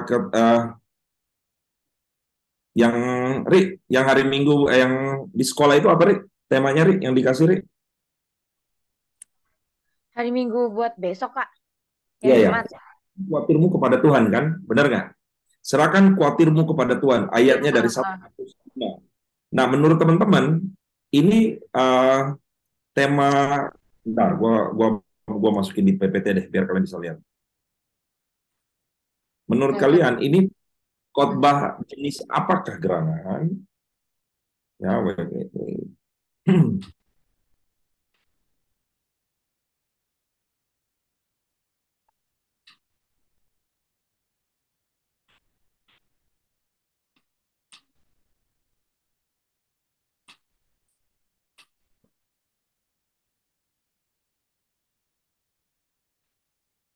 Nah, tadi kan kita udah bahas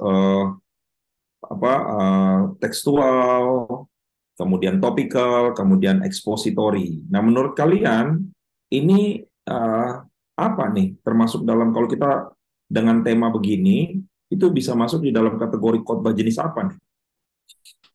Ayo, ada yang bisa jawab nggak? Tematik nggak sih, Kak? Hah? Oke, menurut Topikal. Topikal. satu apa? Tematik. Topikal. Ayo, menurut diri apa? Kalau aku topikal, tematik sih, karena ya berdasarkan tema kayak gitu. Berdasarkan tema. Oke, tadi ada yang lain yang jawab apa? Ayo. Tekstual. Apa? Kalau saya tekstual. Oke. Siapa nih yang jawab nih? Gabriel ya? Oh iya, saya Gabriel. Kenapa kamu bilang ini tekstual? Sebentar, tadi mana ya? Maksudnya dari ayat yang 5 sampai 1 Petrus 5 sama 7 ya. Itu kan bicara tentang kekhawatiran, tapi ada juga bisa kita kabarin tentang pemeliharaan Tuhan kayak gitu sih. Oke. Ada yang lain yang mau kasih pendapat?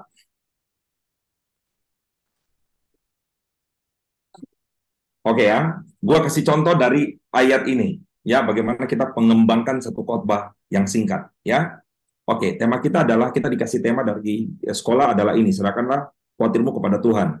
Ayatnya adalah 1 Petrus 5 ayat 7. Oke. Nah, kalau menurut gua ini bisa kita buat dalam khotbah tipe tekstual. Karena kenapa? Kita ngambil satu ayat dan kita akan membahas dari situ.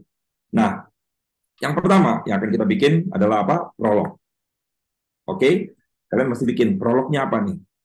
Contohnya, hari-hari ini kita sedang hidup di dalam ketidakpastian. Oke? Kalian ketik tuh. Hari-hari ini kita sedang hidup di dalam ketidakpastian, gitu ya. Saudara, hari ini kita sedang hidup di dalam ketidakpastian. COVID mengubah segala sesuatu. Hari ini kita tidak ada yang tahu tentang masa depan. Sebentar lagi kita akan memasuki tahun 2024, tahun yang menurut banyak orang berisi ketidakpastian. Bisa itu. Cara yang kedua adalah kalian boleh search di Google, atau kalian boleh search di internet. Apa yang terjadi di tahun 2023, apa yang akan terjadi di tahun 2023 akhir, contoh gitu ya. Atau apa yang akan terjadi di tahun 2024 akhir, ya. Gua kasih contoh nih. Ya. Jadi biar kita bisa membahas mengenai hal ini, oke? Nah, oke, kita ambil, kalian tinggal ketik nih, kesulitan dan tantangan Indonesia tahun 2024. Oke, nah, kita lihat yang di berita.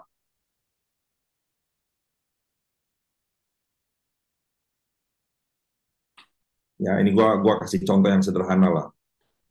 Oke, kalian bisa cari di news, kalian bisa cari di berita, apa namanya? Nggak Kalau berubah layarnya, Kak. kenapa? Oh, layarnya nggak berubah ya? Oke, wait. Bentar. Nah, kalian tinggal ketik kesulitan dan tantangan Indonesia tahun 2024, ya kan? Coba kalian lihat, kalau nggak ada, kalian boleh masukin apa namanya berita. Jadi itu cara kita apa namanya cari informasi sebanyak-banyaknya mengenai tantangan Indonesia tahun 2024, ya kan? Nah, kalian boleh baca tuh, bisa baca di berita secara keseluruhan. Oke, tahun 2024 Indonesia diperkirakan masih mengalami tantangan pemilu dan pilkada serentak, alasan urgensi dan tantangan, contohnya gitu ya. Ada banyak banget lah. Jadi, nah kalian bisa pakai contohnya gini. Tahun 2024 diperkirakan masih menghadapi tantangan. Kita lihat apa sih yang dibahas di situ, contohnya. Kalian bacalah. Makanya gini, Billy Graham bilang begini, setiap hari saya membaca dua. Yang pertama, saya membaca koran, dan pertama saya membaca Alkitab, dan yang kedua saya membaca koran. Kenapa dia bilang begitu? Menurut Billy Graham, saya membaca koran untuk mengetahui apa janji-janji Tuhan dalam kehidupan saya. Saya membaca Alkitab untuk mengetahui apa janji Tuhan. Saya membaca koran untuk mengetahui janji-janji Tuhan apa yang sedang digenapi. Jadi kita jadi orang Kristen, kita juga mesti up to date dengan berita gitu ya. Nah, kalian boleh baca nih berita-berita yang ada gitu ya. Jadi apa namanya? Nilai tukar rupiah diperkirakan bisa jadi 15.200 contohnya gitu ya. Udah, kalian pindahinlah ke bahan ini. Prolog, hari ini kita sedang mengalami hidup dalam ketidakpastian. Apa namanya? Apa tadi dibilangin? Apa namanya? Pilkada, Pilpres 2024, nilai tukar dolar, nilai tukar rupiah menurun, dan sebagainya lah. Nah, itu bisa jadi prolog kita untuk mengantar orang bicara mengenai serahkan khawatirmu kepada Tuhan. Oke ya? Nah, setelah itu apa yang kita bahas nih? Setelah kita prolog itu, ada yang masih ingat? Selanjutnya kita bahas mengenai apa? Apa namanya? Cerita atau ilustrasi. Oke. Caranya adalah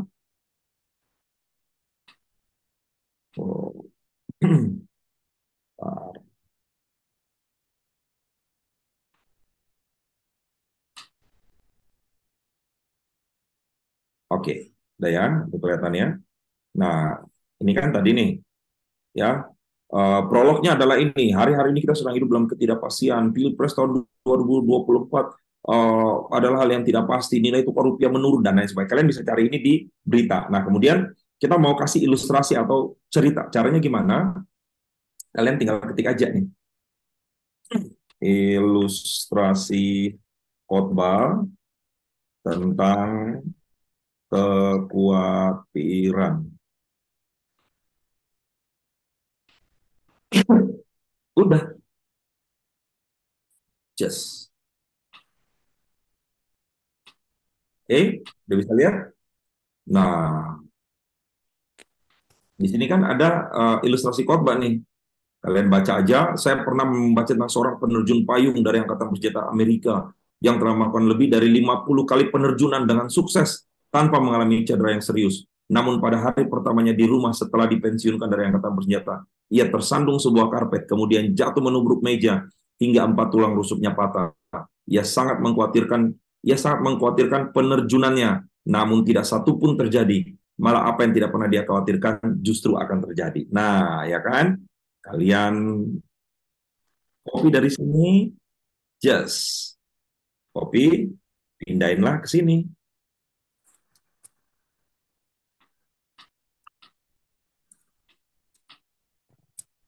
Jelas ya? Udah. Ini udah bisa jadi kerangka khotbah tuh. Oke? Contoh. Apa namanya? Saudara, hari-hari, apa kabar saudara? Hari-hari ini kita sedang hidup dalam ketidakpastian. Pilpres yang sebentar lagi kita akan hadapi membuat apa namanya keadaan bangsa negara ini menjadi ketidakpastian. Nilai tukar rupiah menurun. Saudara, ada seorang penerjun payung dari angkatan bersenjata Amerika. Tahu nggak? Lebih dari 50 kali dia telah melakukan penerjunan secara sukses tanpa pernah mengalami cedera. Ketika dia pensiun, hari pertamanya dia tersandung sebuah karpet yang kecil. Kemudian dia jatuh menubruk meja sehingga 4 tulang rusuknya patah. Saudara, dalam perjalanan hidupnya dia selalu mengkhawatirkan penerjunannya, tapi tidak pernah terjadi apa-apa. Ketika dia tidak khawatir, ketika dia tidak mikirin apa-apa, justru yang terjadi adalah dia tersandung karpet. Hari ini saya mau kasih tahu, tidak ada yang pasti dalam kehidupan kita. Hari ini kita akan membahas mengenai serahkan khawatirmu kepada Tuhan. Mari kita buka di dalam 1 Petrus 5 ayat yang ke-7. Sedap. Begitu caranya. Oke. Jadi itu tips-tipsnya teman-teman ya. Baru kalian masuk di sini apa namanya? Bahan khotbah. Oke. Bahan khotbah. Nah, ya, bahan khotbah. Ini gua nggak ada persiapan ya. Ini gua benar-benar on the spot aja nih. Oke. Bisa kelihatan nggak sih? Kalian bisa kelihatan nggak? Bisa ya? Oke, bahan khotbahnya apa? Ambil dari 1 Petrus 5 ayat yang ke-7.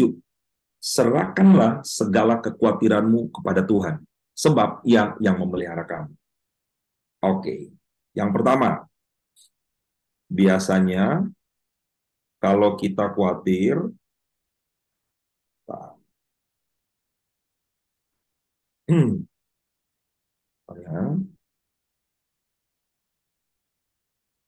Oke, biasanya kalau kita khawatir, apa yang pertama kali kita lakukan? Oke, ya. Nah, ini bisa jadi pertanyaan, kalau kalian bisa memberikan pertanyaan yang nanti kalian akan jawab lewat firman Tuhan. Contoh, saudara, biasanya, oke, ini kan, kemudian kalian bisa bikin berikutnya, hal-hal apa saja yang paling sering kita khawatirkan. Ya kan? Udah, dari sini kalian udah bisa jadi satu bahan khotbah nih. Saudara, firman Tuhan berkata dalam 1 Petrus 5 yang ke-7, serahkanlah segala kekhawatiranmu kepada Tuhan. Saya mau tanya buat anak-anak muda di sini. Siapa di sini yang pernah khawatir? Siapa di sini yang pernah deg-degan? Siapa di sini yang pernah takut? Oke. Nah, kalian biasanya kalau kita pertama kali khawatir, ada yang kita takutin, apa yang biasa kali kita lakukan? Ayo, ada yang bisa angkat tangan, ada yang bisa jawab, contohnya gitu ya. Oke, tunjuk aja anak-anak muda. Anak muda tuh lebih senang yang interaktif. Tujuan kenapa? Supaya nggak tidur, supaya nggak main HP. Udah. Ada? Oke, menurut kamu biasa, kalau kamu khawatir apa yang pertama kali kamu lakuin? Ya biasanya saya cerita ke teman saya. Oke, cerita ke teman. Ada yang lain? Oh, saya biasa cerita ke mami saya. Oke. Teman-teman, boleh nggak kita cerita ke orang tua kita? Boleh. Boleh nggak kita cerita ke teman? Boleh. Tapi Alkitab berkata, ketika kita khawatir, Alkitab berkata apa? Serahkan kekhawatiranmu kepada Tuhan. Itu caranya. Oke. Kemudian dibilang, hari-hari ini apa sih yang paling sering kita khawatirkan? Bayar biaya sekolah, karena kita ngomong buat anak-anak SMA ini, nanti kuliah di mana, nanti kita apa namanya mau menikah bagaimana, dan lain sebagainya. Saudara, Alkitab berkata, Nggak ada yang tahu tentang masa depan kita. Itulah alasan kenapa kita harus menyerahkan kekhawatiran kita bukan kepada teman, bukan kepada siapapun, tapi Alkitab mengajarkan serahkan kekhawatiranmu hanya kepada Tuhan. Kenapa begitu? Alkitab menjanjikan karena yang bisa memelihara kita adalah Tuhan. Udah, jadilah satu khotbah yang sederhana. Oke, baru kemudian kalian tinggal bikin apa namanya, apa saja yang membuat kita tidak khawatir. Oke? Nah, kalau udah begini, caranya adalah kalian searching lagi nih. Contoh, ya, kalian ketik ayat firman Tuhan mengenai kekhawatiran. Contoh nih ya, just. Udah, 20 ayat tentang kekhawatiran yang menguatkan.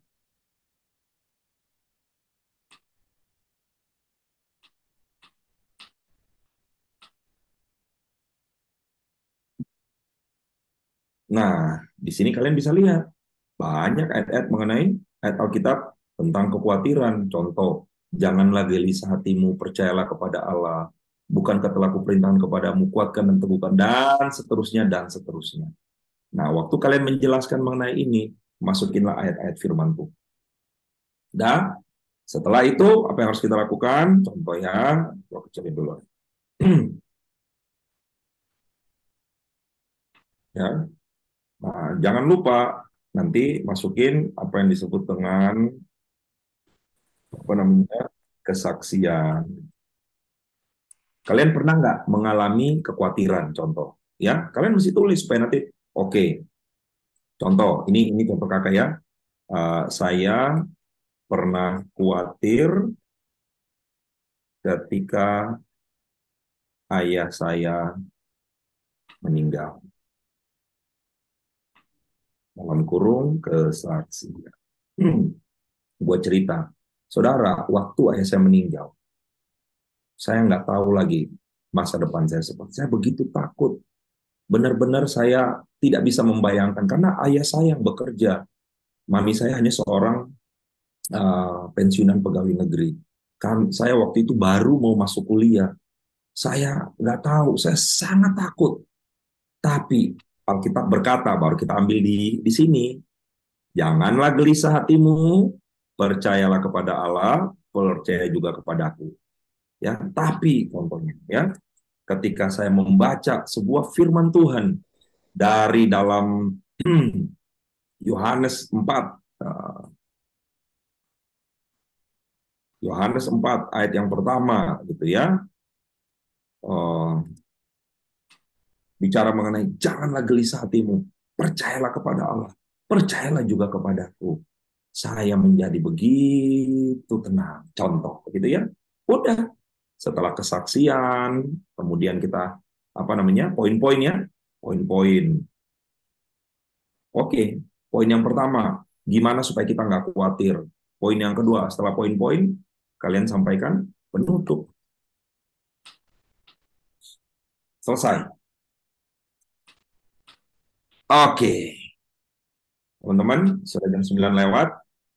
Ada yang mau ditanyakan sebelum gua pulang ke rumah gua? Ada yang mau ditanyain? Yuk.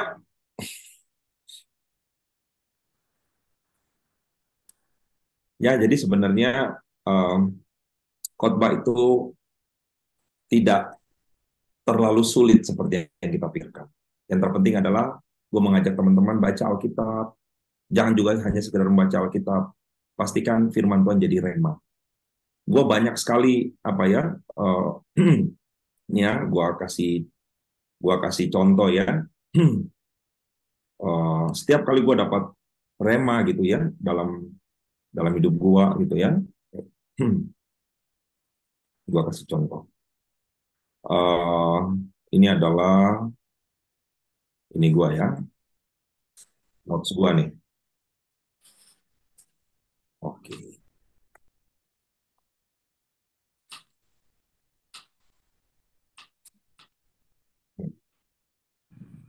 Rema. Setiap kali gue dapat rema, gue selalu nyata, teman-teman. Ya, 24 Mei. Satu-satunya hal yang tidak pernah sia-sia yang dilakukan adalah ketika kita berdoa. Itu rema. Waktu gue baca firman, makanya teman-teman kalau lihat, kalau gue khotbah di bawahnya ada tulisan EN, nah itu berarti sesuatu yang gue dapat. Ya, 24 Februari, saat hidupmu di padang gurun, disitulah Tuhan mau menemuimu. Padang gurun dalam bahasa Ibrani artinya midbar, dari asal kata diber, atau holy of holies, gitu ya. Jadi kita bisa, setiap kali kalau kalian dapat apapun, kalian bisa tulis di notes kalian, karena ini yang jadi bahan khotbah gue nih.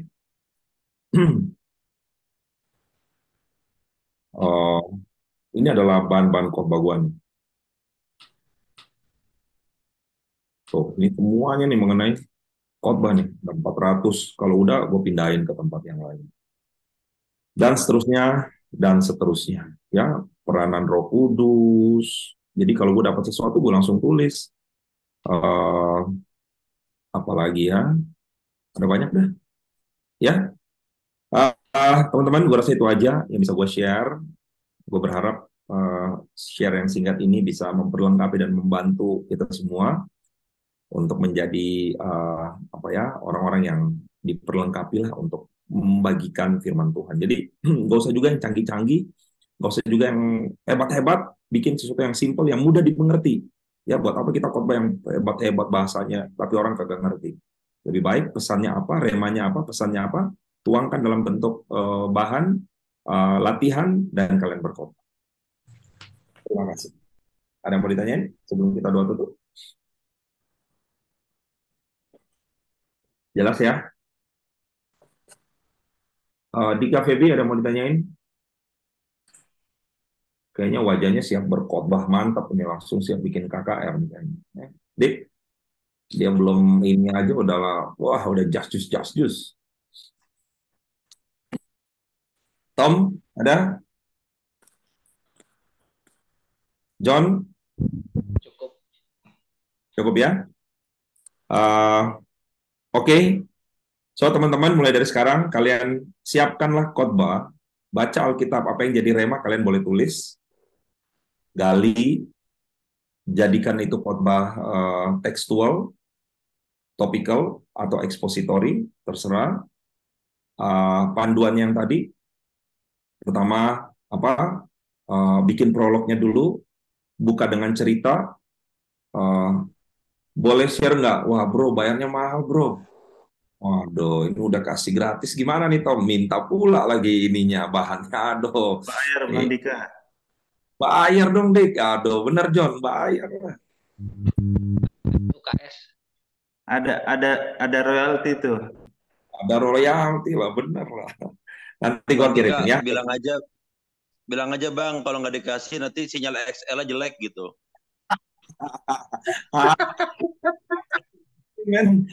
Iya deh, kalau gitu gua kasih.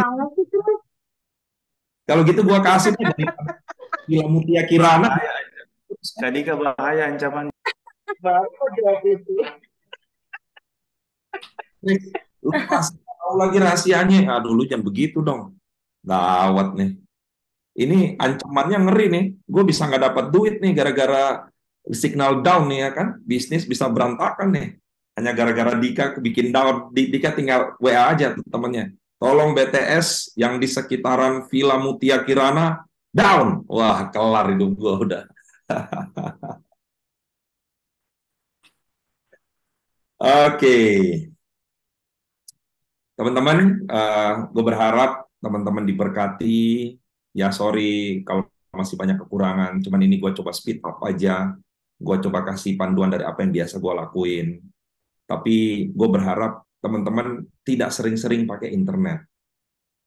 Belajar untuk menggali secara murni dari firman yang kalian baca.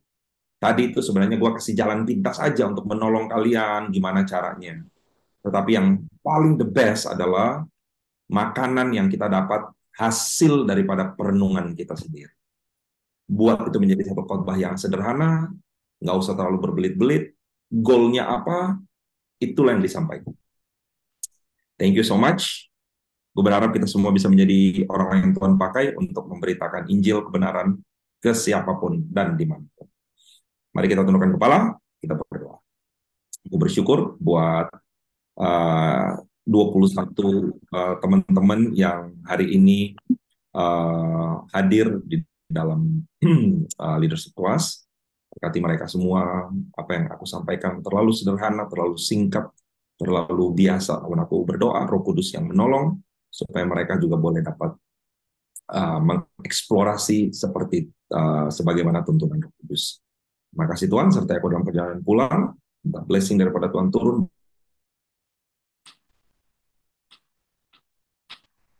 buat semua kami. Dalam nama Yesus, kita foto dulu yuk. Boleh dibuka kameranya ya.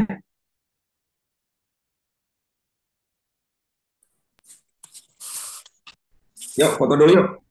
Open your camera, guys. Wah, Dik, gimana nih Dik di kompleks rumah, di kompleks